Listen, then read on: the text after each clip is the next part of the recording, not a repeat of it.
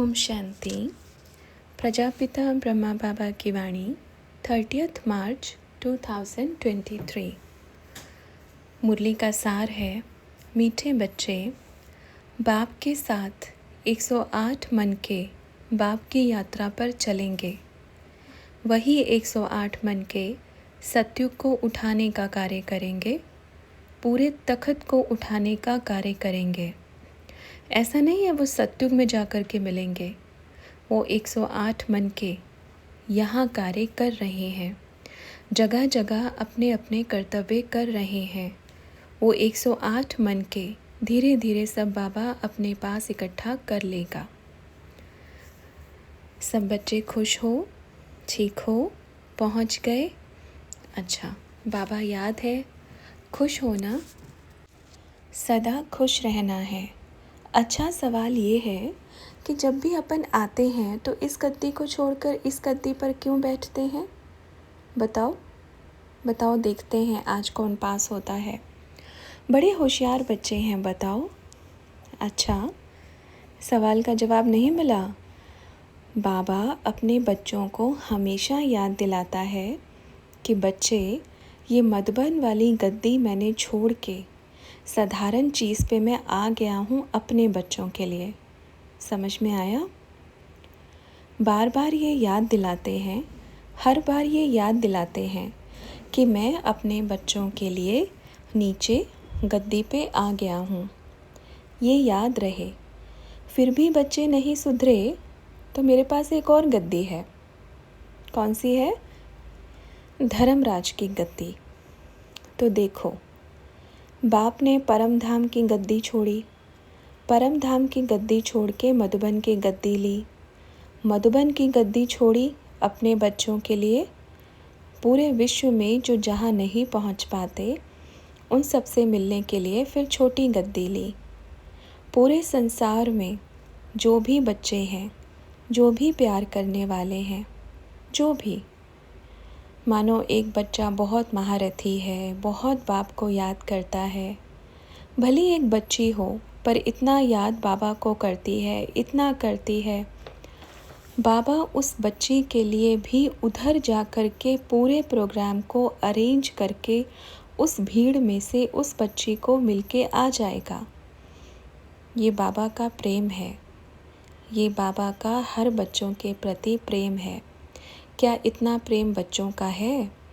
सभी बच्चियां बैठ के बोलती हैं, बाबा मैं आपको बहुत याद करती हूँ, मैं आपसे बहुत प्यार करती हूँ।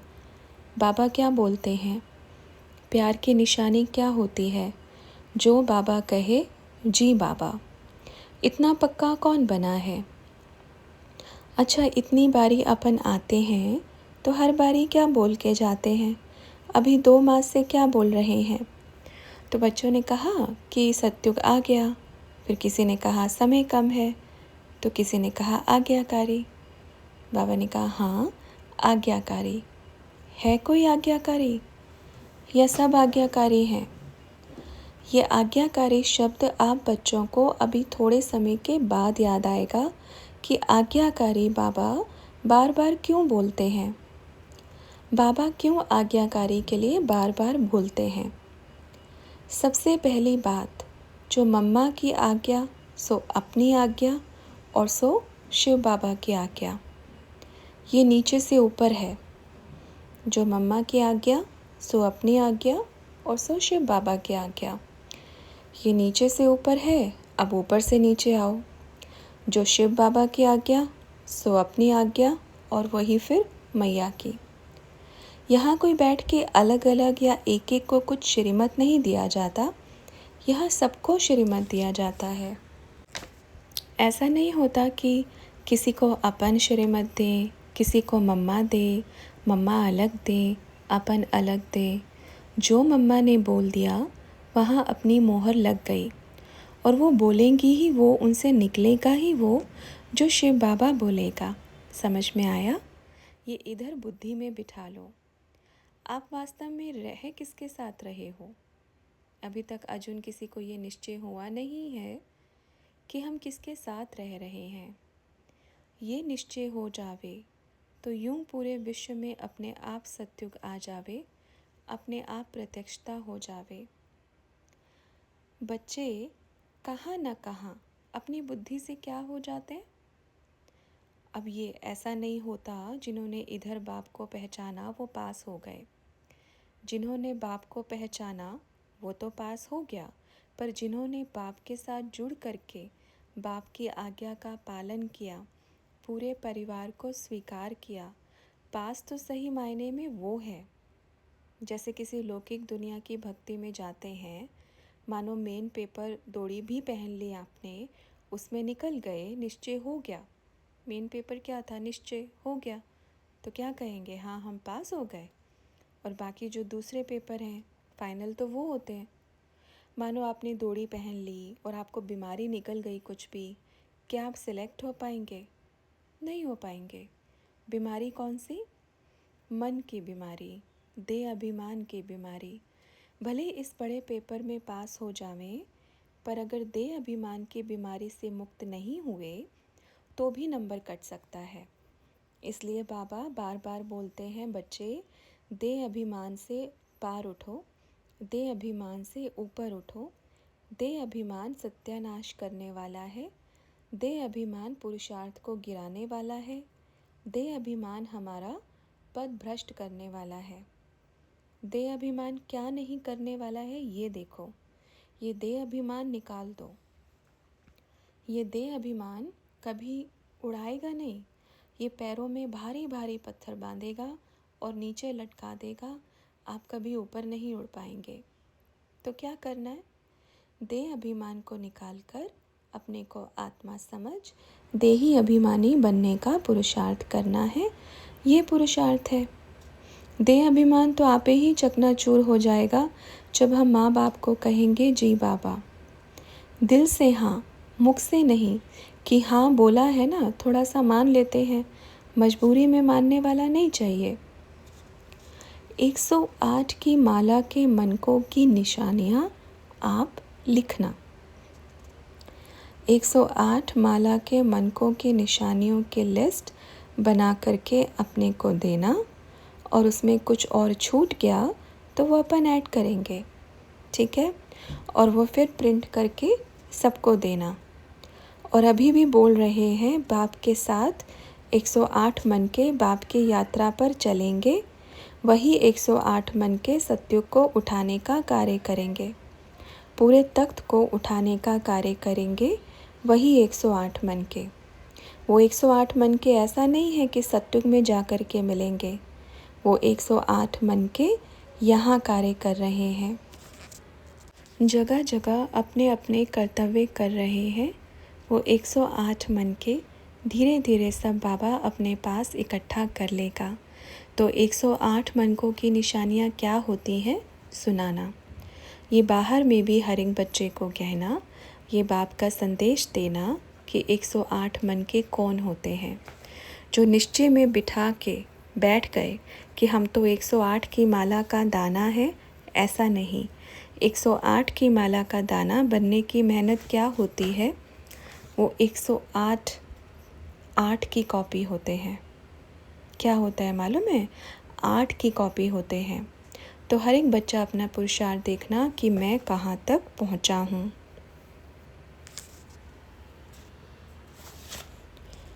मैं क्या बना हूँ, मैं क्या बन रहा हूँ, या बनते बनते रुक तो नहीं गया हूँ। अपनी यात्रा को चेक करें, मैं यहाँ क्या करने आया हूँ, मैं यहाँ क्या कर रहा हूँ, यहाँ आकर के मैंने क्या पाया है, यहाँ आकर के मैंने कितना भाग्य बनाया है, कितना ऊंच बनाया है, कितने संस्कारों को परिवर्तन किया है। यहाँ आने के बाद अपने जीवन कहानी को लिखना कि मुझ में क्या क्या परिवर्तन आया है, ठीक है। ये चीज़ याद रखना। और अभी जो बच्चे हो या बच्चियाँ हो जो ये कहते हैं कि हम उस आत्मा में आने वाले बाबा को तो मानते हैं, शिव बाबा को भी मानते हैं, ब्रह्मा बाबा को भी मानते हैं, पर इनसे हम कोई कनेक्शन नहीं रखेंगे, इनसे हम कोई कनेक्शन नहीं रखेगा। ये तो वही बात हुई ना। कौन सी बात? ब्रह्मा से हमारा कोई कनेक्शन नहीं है, कोई रिश्ता नहीं है, डायरेक्ट शिव बाबा से कनेक्शन रखना है।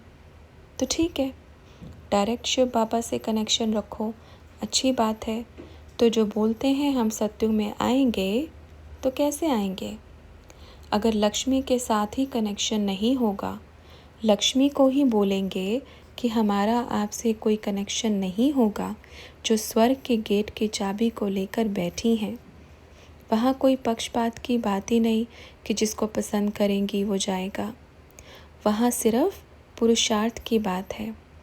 एक यही ऐसा कोर्ट, जज, वकील है जहाँ पक्षपात की बात ही नहीं होती, जहाँ सिर्फ हमारा पुरुषार्थ, हमारा प्रेम, हमारा आज्ञाकारीपना, हमारा समर्पण ही हमें आगे लेके जाएगा। हम कितना समर्पण बुद्धि हैं, हम कितने आज्ञाकारी हैं, हम कितने वफादार हैं, ये हमें आगे लेकर जाएगा। ये हमारा सही पुरुषार्थ है। तो ऐसा पुरुषार्थ जिसका हुआ है, बधाई हो। जिसका नहीं हुआ है, वो कर ले, क्योंकि बारी बारी यही चीज़ बोलेंगे, क्योंकि समय बिल्कुल नहीं है।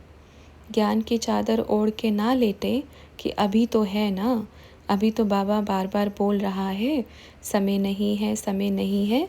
ये चद्दर ओढ़ के मत लेटना, क्योंकि चद्दर के साथ ही बह के चले जाएंगे, मालूम भी नहीं पड़ेगा, सीधा वतन में ही चद्दर ओढ़े मिलेंगे। ठीक है। हर एक बच्चा अपने पुरुषार्थ को देखो, कितना प्रेम है बाबा से हमें, हम कितने आज्ञाकारी हैं, हम कितने वफादार हैं उसके लिए। अरे जिसको जीवन दिया, जिसको समर्पण हो गए, जिसके लिए सब कुछ किया। देखो मम्मा बाबा के साथ कैसे रहना है। धन के हैं, धन के, निधन के नहीं हैं। सोचो हमारा पिता, परम पिता, धनी धूरी हमारे साथ में है। तो अब देखना है कि हमें पुरुषार्थ कैसे करना है। ये हर एक बच्चा अपनी अपनी डायरी में नोट करे। दूसरी बात, बाबा बारी बारी हमेशा याद दिलाते हैं, बच्चे यहाँ मेन हमारा कर्मा है। क्या है? कर्मा। जब बच्चा पैदा होता है तो क्या मिलती है उसको? पहले माँ, कर, माँ। माँ के साथ कर भी मिलता है, माँ के साथ कर भी मिलता है। हम कितना अच्छा कर रहे हैं वही हमें मिलेगा। कर्मा, ये हमारे साथ बंध के आया है, छोड़ता नहीं है। जैसे माँ अपने बच्चे को कभी नहीं छोड़ती ना, माँ कैसे चिपक के रहती है अपने बच्चे के साथ। तो एक होती है लौकिक माँ, एक होती है कर्मा। तो दोनों माएँ साथ में चलती हैं। कौन सी माँ? कर्मा और लौकिक माँ। जैसे लौकिक माँ अपने बच्चे को कितना प्रेम करती है, उसको सुधारने के लिए भले छड़े भी लगाएगी, लेकिन उसको सुधारेगी ना। तो एक माँ और एक कर्मा, वो भी बहुत प्यारी है। कैसे? कितना अच्छा करोगे तो उसका कई गुना बढ़ा करके देगी, बहुत बड़ा बोनस मिलेगा, बहुत ऊंचा बोनस मिलता है। अगर कर्मा पे ध्यान दिया तो कर्मा की केयर की, कर्मा को अपना लिया तो बहुत बड़ा बोनस मिलता है। कर्मा बहुत प्यारी है। सोचो ये माँ तो चूक कर सकती है, पर कर्मा चूक नहीं कर सकती। लौकिक माँ शरीर देने वाली चूक हो सकता है थोड़ा बहुत ऊपर नीचे, पर कर्मा कभी चूक नहीं करेगी। वो बराबर हिसाब रखती है, एक एक पाई का हिसाब रखती है। तो कौन सी माँ को खुश करना है? कर्मा को खुश करोगे तो लौकिक माँ आपे ही खुश हो जाएगी। समझ में आया? क्योंकि इतने अच्छे बच्चे किसको प्यारे नहीं लगते, इतने आज्ञाकारी बच्चे किसको प्यारे नहीं लगते, इतने वफादार बच्चे किसको प्यारे नहीं लगते। तो लौकिक माँ, लौकिक बाप दोनों खुश। तो अब याद रखना है, जो करोगे वो लौट के आएगा, आज नहीं तो कल आएगा, 1 गुना नहीं 100 गुना आएगा, चाहे वो अच्छा हो चाहे वो बुरा हो। तो इसलिए हर एक आत्मा अपना ध्यान रखना है, हर एक को अपना पुरुषार्थ करना है, मुक्त होना है अपनी बुराइयों से। रावण का राज्य जाने वाला है। अभी भी हम रावण की पूंछ पकड़ के रहेंगे, हाय मेरा, सब कुछ मेरा, तेरा भी मेरा, ये भी मेरा, वो भी मेरा, जो मिल जाए वो सब मेरा, तो क्या होगा? आज बच्चे भविष्य की फ़िक्र में इतना टेंशन में रहते हैं, कितना फ़िक्रात में रहते हैं कल को विनाश हो जावे तो क्या गति होगी? अंतमति सो गति, तो क्या गति होगी? दुर्गति होगी कि अगर ऐसी सोच में मरे तो क्या कोई दुर्गति को पाना चाहते हैं? सोचो। नहीं ना? तो क्या करना है? अंत मते सो गति, मेरा मेरा मेरा की पूंछ पकड़ करके कोई पार नहीं होता, क्योंकि मेरे मेरे की पूंछ को तो भगवान काट के आगे निकल जाता है। वो पूंछ कभी नहीं लगाता मेरा मेरा की। क्यों? क्योंकि जब वो लेके जाते हैं ना, शरीर छोड़ के जाते हैं, तो कौन सी पूंछ काटते हैं? मेरा ये, मेरा वो, मेरा ये, मेरा ऐसा, ये सारी पूंछ ख़त्म करके ही लेकर जाता है। कहो ना मेरा बाबा, कहो ना प्यारा बाबा, शुक्रिया बाबा, आपने मुझे अपना बनाया, मुझे अपने गले से लगाया, मुझे इस दुनिया के नर्क के सागर से, नर्क के दलदल से बाहर निकाला। देखो बाबा ने क्या कहा, बच्चे डूब रहे थे, बाकी बची थी चोटी। बाबा आया, चोटी पकड़ के खींच लिया, फिर अच्छे से नहलाया धुलाया। फिर भी बच्चों को क्या याद नहीं आया? क्या याद आया बच्चों को? नहीं, वो दलदल थी ना, बड़ा मज़ा आ रहा था डुबकी लगाने में। फिर भी भाग के क्या देखते हैं, अच्छा मैं इसमें थी, अच्छा लग रहा था, वहाँ दम घुट रहा था, वो नहीं दिख रहा। गधे नहीं बनना है। गधा क्या करता है बताओ?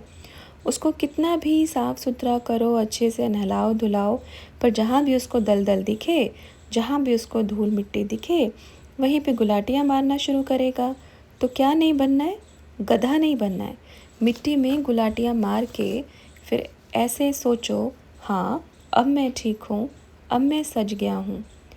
मिट्टी को तो गधा अपना श्रृंगार समझता है कि मानो ये मेरे गहने हों और इनको पहने बिना मैं रह नहीं सकता। तो क्या बनना है? हुसैन का घोड़ा बनना है। हुसैन के घोड़े का गायन है ना, ये सोचो मेरा बाबा मुझसे पूरे विश्व में प्रत्यक्षता कराएगा। हर कोई ये सोचे, याद रखे ये बुद्धि में, वो अपने मालिक का नंबर 1 वफ़ादार होता है, अपने मालिक का नंबर 1 आज्ञाकारी होता है। उसका मालिक कितनी भी दूर बैठ के इतनी सी भी आवाज़ लगाएगा ना, तो वो दौड़ा दौड़ा चला आएगा, कुछ नहीं देखेगा, कुछ नहीं सोचेगा रास्ते में कौन मिलेगा क्या मिलेगा, नहीं। जहाँ मालिक की आवाज़ आई वहाँ 1 सेकंड भी नहीं लगाएगा, हर चीज़ से टकराता हुआ अपने मालिक के पास जाके रुकेगा। और गधा क्या करता है? भले मारते रहो खिसकेगा ही नहीं, भले कुछ भी करते रहो वो जाएगा ही नहीं, बस जहाँ मिट्टी मिली वहीं पे लोटपोट करता रहेगा। तो देखो क्या फ़र्क है। अब सोचो हमें कैसा बनना है कि एक बार कहा मेरे मालिक ने, आओ मेरे बच्चे आओ, इधर आओ। एक आवाज़ दी, एक सीटी भी मारेगा ना, एक आवाज़ भी देगा ना, थोड़ी सी भी आवाज़ आएगी ना, आपको मालूम है संकल्प भी पकड़ता है, आवाज़ तो छोड़ो, संकल्प भी पकड़ता है कि कहाँ मेरे मालिक ने मुझे बुलाया और दौड़ के जाएगा। तो सोचो हमें क्या बनना है। दोनों की शक्ल मिलती जुलती है ना, पर एक कैसा है और एक कैसा है। तो किसी ने कहा बाबा महाराणा प्रताप का चेतक अभी तक भी याद है। बाबा ने कहा हाँ अभी तक देखो, उसका पैर कट गया था फिर भी क्या किया, 3 पैर से उसने इतनी बड़ी नदी को पार करा दिया। सोचो ये वफादारी होती है, ये आज्ञाकारिता होती है अपने मालिक के प्रति, कभी धोखा नहीं देता कोई भी। तो हमें क्या बनना है सोचो। हर एक बच्चा अपने आप समझ में आ जाएगा अपनी कमी कमज़ोरी को। हाँ पर जिनको गलती ही फील नहीं होती, जिनको रियलाइज़ ही नहीं है कि मैं गलत हूँ, फिर उनके साथ मगजमारी करना ही ख़राब है। ये बड़ी बात है कि जिनको महसूस ही नहीं हो रहा, जिनको यही पता ही नहीं है कि मैं गलत हूँ, मैं गलत कर रहा हूँ या मैं गलत कर रही हूँ कुछ भी, तो फिर क्या फ़ायदा, फिर क्या कहेंगे उनको, आप बताओ। तो बच्चों ने कहा बाबा आप शक्ति देंगे तो हो जाएगा। तो बाबा ने कहा अच्छा, बाप तो सबको शक्ति देते हैं, बराबर मात्रा में देते हैं, एकदम बराबर, किसी में कम ज़्यादा नहीं। बाप एक ऐसा पिता है हमारा, जब वरदान और शक्ति देता है तो सबको बराबर देता है। सब ठीक हो ना, सब अच्छे हो? नहीं, आज तो खुश नहीं होंगे। आज खुश हो या दुखी हो? खुश हो ना, खुश रहना है, क्योंकि खुशी जैसी खुराक नहीं। पेपर तो आएंगे, पेपर ही नहीं आए तो भगवान के घर में ही क्या काम।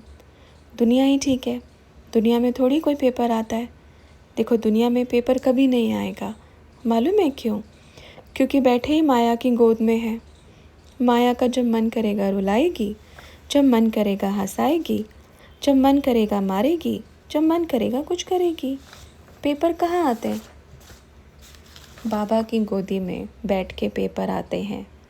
ये याद रखना, बाप की गोदी में बैठकर ही बाप पेपर लेगा। और हम ये सोचते हैं, नहीं ऐसा नहीं होना चाहिए, वो नहीं होना चाहिए, ये नहीं होना चाहिए। तो इससे बाबा क्या कहेंगे? ठीक है, माया की गोदी में बैठो जाके फिर। ये नहीं होना चाहिए, वो नहीं होना चाहिए, तो कौन करता है फिर? तो किसकी गोदी में मज़ा है? अच्छा, माया की गोदी में मज़ा है।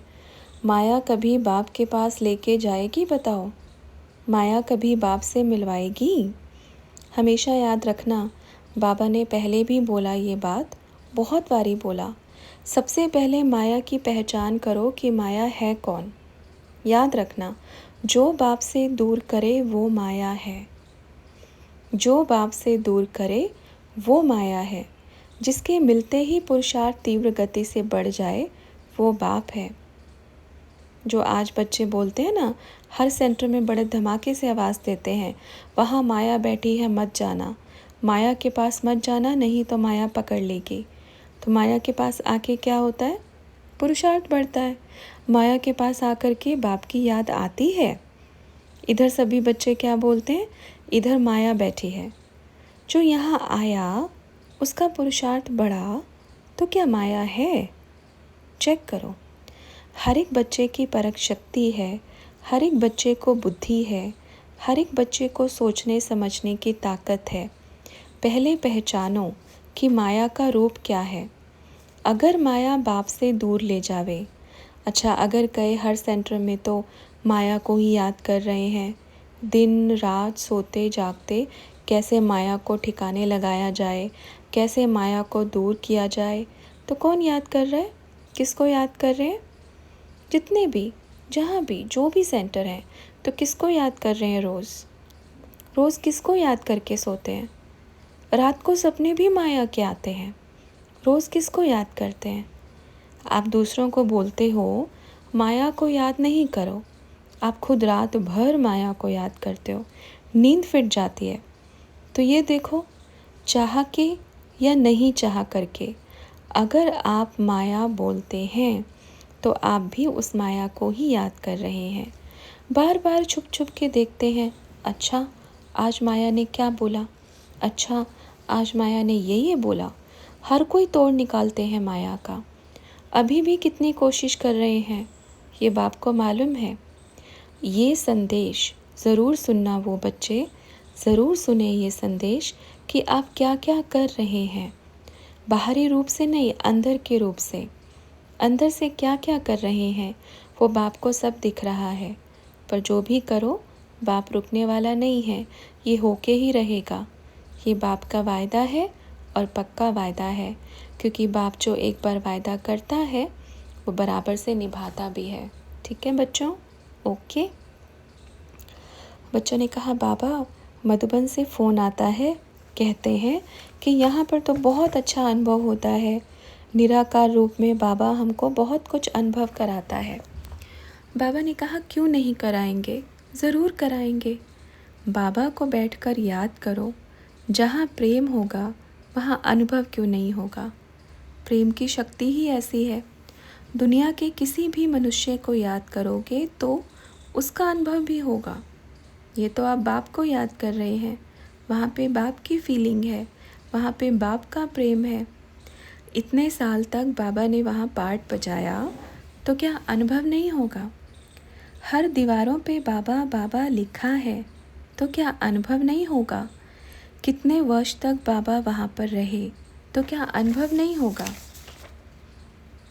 क्यों अनुभव नहीं होगा? अनुभव तो होगा ना। और जहाँ बच्चों की दिल साफ़ है, दिल सच्ची है, बाप से प्रेम करते हैं तो अनुभव भी होगा, ये अच्छी बात है। पर बाप तो अपना कर्तव्य करने आए हैं, जो बाप के साथ में है वो बाप के दिल में है। बच्चों ने कहा, बाबा टीचर बहनें कहती हैं शांतिवन में अभी भी हमको अव्यक्त बाप दादा की पालना अनुभव हो रही है। बहुत अच्छा है, सब कुछ अनुभव हो रहा है। तो ब्रह्मा बाबा ने कहा, बहुत अच्छी बात है। जब तक सब कुछ दिख रहा है, सब कुछ है, सब कुछ मेंटेन है, पालना तो होगी ना। मानो 100 रोज़ अंधेरा हो जावे, तब देखो पालना लेकर दिखाओ। मानो बत्ती चली जावे 100 रोज़ के लिए, तब दिखाना पालना कैसे होती है। ये अच्छी बात है। कहावत है ना, जो दिखता है वो बिकता है। जहाँ अच्छे पर्दे, अच्छी फैसिलिटी, अच्छी चीज़, सुख सुविधा, वहाँ बाबा की अनुभूति भी अच्छी होगी ना, आरामदायक है। बच्चे, कुछ भी अच्छी चीज़ होती है ना, कोई भी आरामदायक चीज़ होती है तो वो आराम दे सकती है, वो सुकून नहीं दे सकती, वो प्रेम नहीं दे सकती, वो पालना नहीं दे सकती। वो सिर्फ़ क्या दे सकती है? आराम दे सकती है। एक अच्छा सा यहाँ पे सोफ़ा रख दो, बैठते ही क्या बोलोगे? बहुत अच्छा लगा, आराम मिल रहा है। क्या बोलोगे? आराम मिल रहा है। ऐसे बोलोगे क्या? वाह, क्या सुख मिल रहा है, क्या शांति मिल रही है, क्या प्रेम मिल रहा है, क्या ज्ञान मिल रहा है। ऐसे सोफ़े पे बैठ के बोलोगे कि क्या ज्ञान की प्राप्ति हो रही है? ऐसा कभी बोलते हैं? नहीं। क्या बोलते हैं बैठते ही? बड़ा आराम मिल रहा है। आराम मिलता है, लेकिन जो सुकून होना चाहिए, जो सदा काल का प्रेम होना चाहिए, जो शांति होनी चाहिए, वो नहीं मिलेगी, आराम मिलेगा। आराम करने के लिए तो जाते हैं मधुबन में। बाबा ने क्या बनाया उसको बताओ। सबको पता है बाबा ने उसको क्या बनाया है, जहाँ पे क्या मिले? आराम मिले। बच्चे दुनियादारी से थक के आए तो बाप के घर में आवे तो उसमें थकान उतर जावे, वहाँ आराम मिले, वहाँ बाबा का प्रेम मिले। यही तो बनाया है ना, आरामदायक चीज़ बनाई है। तो आराम की जगह आराम ही मिलेगा ना।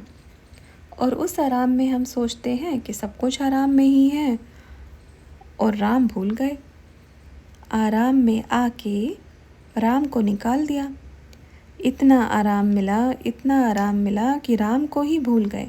तो क्या करना है? राम को नहीं भूलना है। जो राम आराम दे, उसी राम को भूल गए तो वो आराम कब तक रहेगा? सोचो। कोई भी बोले हमारे बाबा की फ़ोटो रखा है, तो उनको बोलो ये हमारा भी बाबा है। आप तो फ़ोटो से जीते हो, हम तो असली में बात करते हैं बाबा से। ऐसे बोलना है। आप तो फ़ोटो देखते हो, हम तो बात करते हैं, हमारे तो साथ रहता है, हमारे साथ चलता है। असली अनुभव उसको होता है जो साथी का हाथ पकड़ के चले। बच्चे, अच्छा है, देखो साकार में भी क्या था, मुट्ठी भर बच्चे। थोड़े से बच्चों को लेकर के आज सोचो चारों तरफ बाप की आवाज़ है।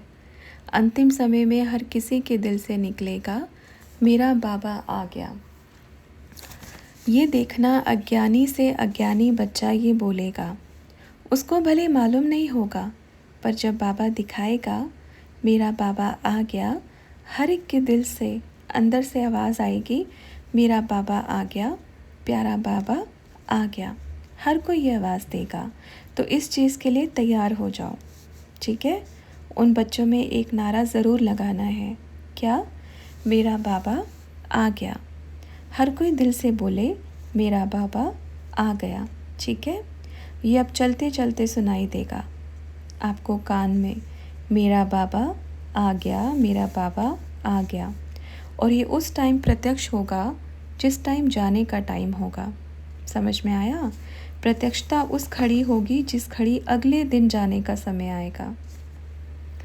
अच्छा, फिर बाबा से कार्यक्रम संबंधी पूछा गया तो बाबा ने कहा आपको परमिशन भी मिलेगी, और एक बात और याद रखना, इस कार्य में आप कितनी ताकत लगाओगे वो आपके ऊपर है। पर बाप का इसमें 100% सहयोग रहेगा। ये बाप की ताकत है, ठीक है। अच्छा, फिर ब्रह्मा बाबा ने कहा आज 9 देवियों की पूजा होती है, मतलब आज शक्ति स्वरूपा का गायन होता है।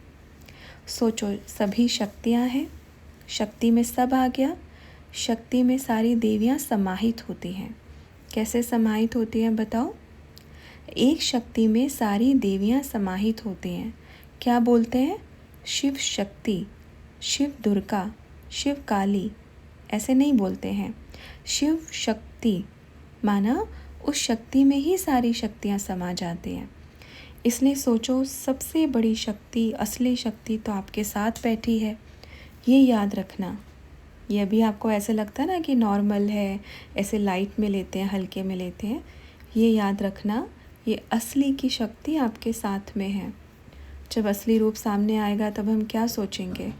मैं बुद्धू निकला, इतने समय से मैं इस शक्ति के साथ में था और मैं कैसे पहचान नहीं पाया कि ये वही शक्ति है, ये वही असली की शक्ति है, जिसके साथ में मैं रहता था, जिसके साथ में मैं बातें करता था।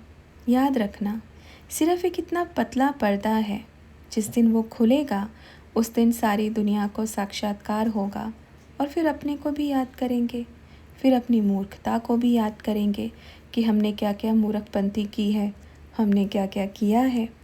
याद रखना ये सब चीज़ें। हमेशा ये रियलाइज़ होना चाहिए कि आप किसके साथ में हो, कौन साथ में है आपके। अच्छा बच्चों, फिर मिलेंगे। हमेशा खुश रहना है, बाप की याद में रहना है, अपने कर्मा को याद रखना। आज का मेन पुरुषार्थ रहेगा कर्मा, हमेशा कर माँ। माँ को कभी भूलना नहीं है। माँ को भूले तो रोना पड़ेगा, बहुत बुरी तरह से रोना पड़ेगा।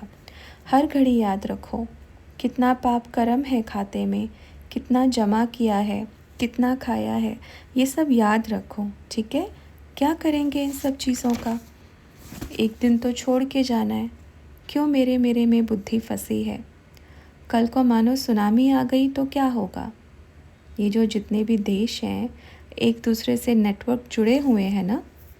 कोई माल कहाँ से आता है, कोई माल भारत में कहाँ से आता है, कोई कहाँ से भारत से जाता है।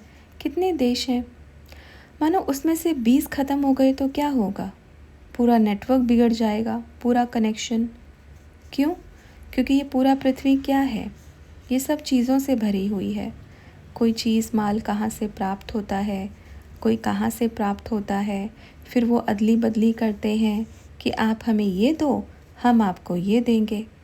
ऐसे ही तो सब संसार चल रहा है ना, एक दूसरे से कनेक्शन जोड़ के। सोचो, उसमें से 20 या 10 भी ख़त्म हो गए तो क्या होगा? टोटल संतुलन बिगड़ जाएगा। ऐसा संतुलन बिगड़ेगा तो पूरे देश में हड़बड़, सब जगह हड़बड़ मच जाएगी, पूरे संसार में हड़बड़ी मच जाएगी। तो अब याद रखना है कि मेरे, ये तेरे, ये इसके, ये उसके। अरे आप बच्चे अगले 10 सालों की फ़िक्र करते हो, अपन ने अगले टाइम की फ़िक्र नहीं की। आप अकेले होंगे या 2 होंगे या 4 होंगे, अपने साथ तो पूरी टीम थी। कितने बच्चे थे? तो बच्चों ने कहा बाबा 350 बच्चे। बाबा ने कहा आप सोचो, इतने बच्चों का भोजन अभी खाया, शाम को है ही नहीं, घर में अनाज ही नहीं है, घर में चावल का दाना भी नहीं है, लेकिन फिर भी फ़िक्र नहीं हुई। और आप उस बाप के बच्चे हो। आप कितने बुद्धू हो सकते हो जो 10 साल के बाद की जो फ़िक्र करेगा?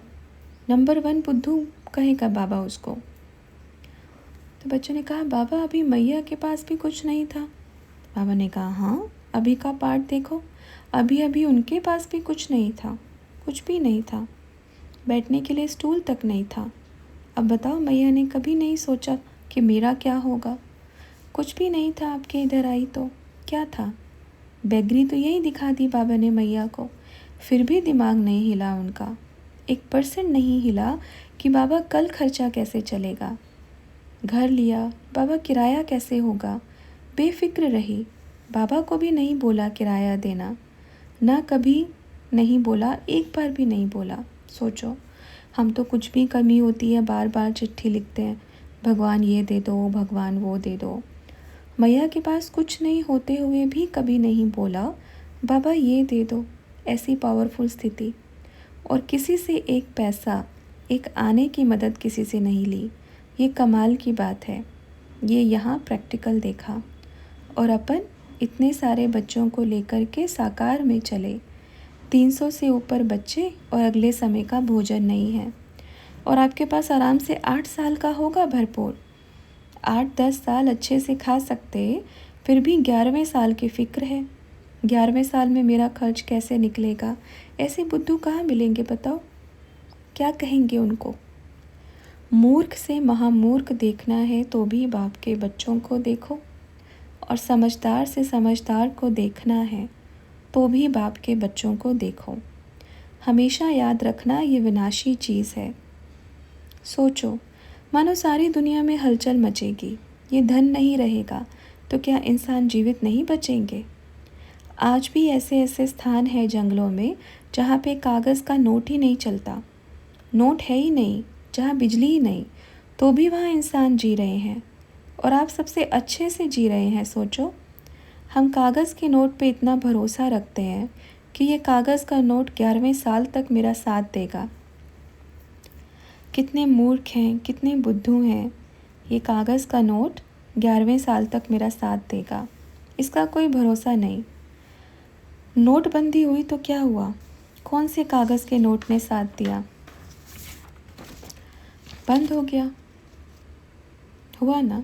तो ये बीच बीच में झटके मिलते रहते हैं सबको, दिखाता रहता है बाबा। देखो अभी क्या हुआ, अभी क्या होने वाला है। अब देखो, बेफिक्र होकर जियो। बिना चिंता के जीने में कितना मज़ा है। निश्चिंत होकर के बाप की गोदी में सिर रखो ना। आज्ञाकारी बनो ना, वफादार बनो ना। कितना सुकून मिलेगा जहाँ कोई फ़िक्र, कोई टेंशन नहीं हो। कितना मज़ा आता है वहाँ पर जहाँ बिंदास जीवन जिए। एक छोटा बच्चा, पालने में झूलने वाले बच्चे को कोई फ़िक्र नहीं होती। उसको मालूम है मेरी माँ मेरे को उठा लेगी, मेरा बाप मेरे को संभाल लेगा। तो क्यों छोटा बच्चा बनने में प्रॉब्लम आ रही है। अपनी हाइट से छोटे नहीं बोल रहे हैं, वो तो वैसे भी बनने वाले नहीं हैं। अब यहाँ से बन जाओ नन्हा मुन्ना बच्चा, छोटा बच्चा। जैसे छोटे बच्चे का अपना दिमाग नहीं चलता ना।